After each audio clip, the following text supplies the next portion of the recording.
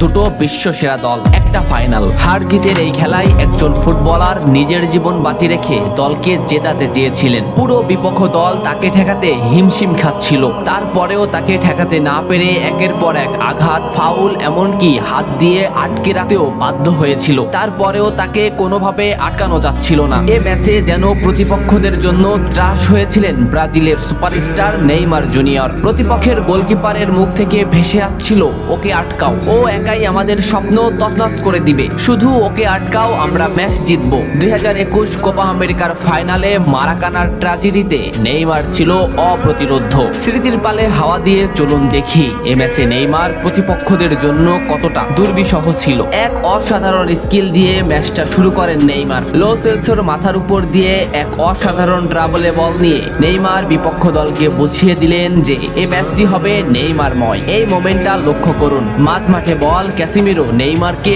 বল দিল। এই মোমেন্টে পিছন থেকে দি বল, সামনে থেকে আর্জেন্টিনার আরেকটি খেলোয়াড় সরাসরি নেইমারের পায়ে ট্যাকেল করলো। এভাবেই চলতে থাকে ম্যাচ। ম্যাচের 12 মিনিটে নেইমারের উপর যে আক্রমণ চলছে তার কিছুটা প্রমাণ মেলে। প্রতিপক্ষের খেলোয়াড়রা নেইমারের প্যান্টি ছিঁড়ে ফেলে, নেইমার সেটা রেফারিকে দেখায়। ম্যাচের 15 মিনিটে আবারও নেইমার বল নিয়ে সামনে আগাচ্ছে, কিন্তু আর্জেন্টিনার একটি খেলোয়াড় তাকে সরাসরি পায়ে ট্যাকেল করে, মাটিতে গড়িয়ে পড়েন তিনি। এত কিছু করেও নেইমারকে তারা আটকাতে পারছিল না। ম্যাচের এই মোমেন্টটা লক্ষ্য করুন, লেফট সাইড থেকে বল টেনে নিচ্ছে নেইমার। এই মোমেন্টে নেইমারকে ঘিরে আসছে প্রতিপক্ষের 4টি খেলোয়াড়। 2টি খেলোয়াড় সরাসরি নেইমারকে পায়ে ট্যাকেল দিলেন, মাটিতে পড়ে গেল নেইমার, কিন্তু নেইমার ঠিকই পাকুয়ে তাকে বল দিয়ে দিলেন। ডি বক্সের সামনে নেইমারের পায়ে বল, বলে না হিট করে সরাসরি নেইমারের পায়ে হিট করে ডিপল নেইমারকে ফেলে দিল। ডিপলকে এক সাংবাদিক প্রশ্ন করেছিল, কোন ফুটবলারকে আটকাতে তোমার সবথেকে বেশি কষ্ট হয়েছে? ডিপল নিঃশ্বাস নেওয়ার আগেই বললেন নেইমার। কোপা আমেরিকার ফাইনালে নেইমার ছিল অপ্রতিরোধ্য,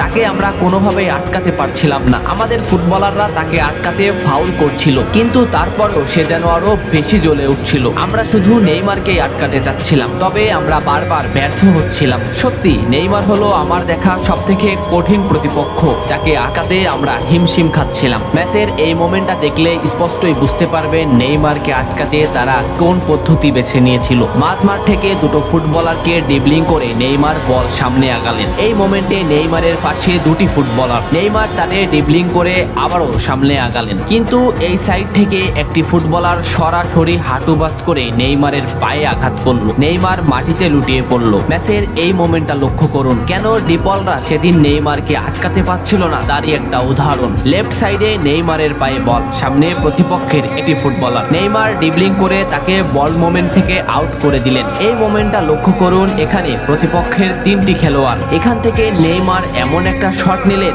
যে রিচার্লিসনের কাছে এমন ভাবে বলটি পৌঁছালো, সে শট করলেই বল গোল হয়ে যাবে। রিচার্লিসন শট নিলেন, কিন্তু মার্টিনেস সে বলটি ঠেকিয়ে দিল। এ ম্যাচে আর্জেন্টিনার গোলকিপার মার্টিনেসও করেছিলেন দুরন্ত পারফরমেন্স, অসাধারণ কিছু সেভ দিয়েছিলেন, যে কারণে ম্যাচের ফলাফল বদলে গিয়েছিল। মার্টিনেসকে একবার জিজ্ঞাসা করা হয়েছিল, কে তোমাদের বিপক্ষে সেরা খেলেছে? মার্টিনেজের এক কথায় উত্তর নেইমার। কোপা আমেরিকার ফাইনালে আমরা তাকে থামাতে চাচ্ছিলাম, কিন্তু কোনোভাবেই তাকে থামানো যাচ্ছিল না। আমার চোখে সে ছিল অপ্রতিরোধ্য।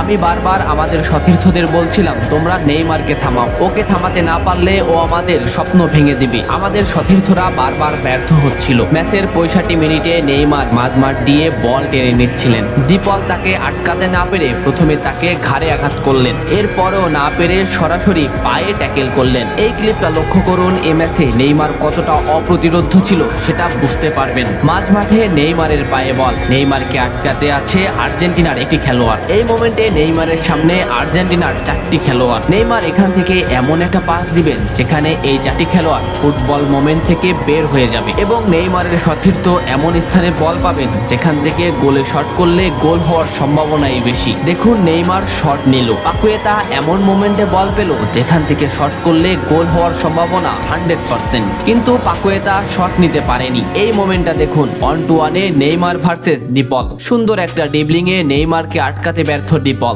কিন্তু শেষ মুহূর্তে ফাউল করেই নেইমারকে আটকাতে হলো। এভাবেই ব্রাজিল আর্জেন্টিনার কোপা আমেরিকার ফাইনালে নেইমারকে আটকাতে আর্জেন্টিনা ফাউলই বেছে নিয়েছিলেন। তাছাড়া নেইমারকে আটকানো সম্ভব ছিল না। ম্যাচ শেষে সে কথা স্বীকারও করেছিলেন ডিপল। স্কলনিকে একবার প্রশ্ন করা হয়েছিল, আপনাকে যদি সুযোগ দেওয়া হয় একটি ফুটবলারকে আপনার দলে নিতে, আপনি কোন ফুটবলারকে নেবেন? স্কলনি একটু হাসলেন, ভাবলেন এবং বললেন, নেইমার। আমার যদি সুযোগ হতো আমি নেইমারকে আমার দলে নিতাম। এত ফাউল করেও নেইমারকে আটকানো যাচ্ছিল না। কিছুক্ষণ পর পর আর্জেন্টিনার ডিফেন্স লাইন ভেঙে চুরমার করে দিচ্ছিল নেইমার, কিন্তু শেষ পর্যন্তই 1-0-তে ম্যাচ হারতে হয় ব্রাজিলের। ম্যাচ শেষে নিজেকে ধরে রাখতে পারেনি ব্রাজিলিয়ান এই সুপারস্টার, অঝরে করেছিলেন কান্না। বন্ধু মেসিকে বুকে নিয়ে এমন অঝর কান্না হৃদয় ছুঁয়ে গিয়েছিল ফুটবল প্রেমীদের। ফুটবল এমনই, এ খেলায় হার জিত আছে। কান্না হাসির এই খেলায় এক দল হয় সমদিত, অন্য দল হয় দুর্বাদিত। তবে একটা ম্যাচ জেতার যে আকুল আগ্রহ,